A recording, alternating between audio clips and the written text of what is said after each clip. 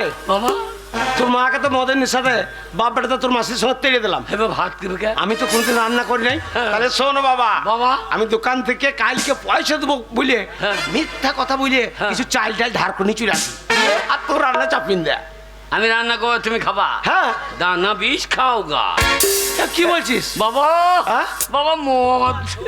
হ্যাঁ বাবা, বাবা লক্ষ্মী ভান্ডারে 500 টাকা ছিল, সে নাই। তোর মা তো তোর মাসির সঙ্গে নিয়ে পালিয়ে গেছে। আমার কাছে তার মদ কেনার পয়সা নাই বাবা। হ্যাঁ বাবা গো, কি রে? যদি গাছের পাতা টাকা কেন হয় না?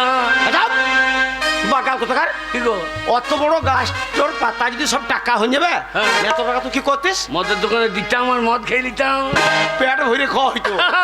ঠিক বলেছি বাবা গাছের পাতা টাকা কেন হয় না?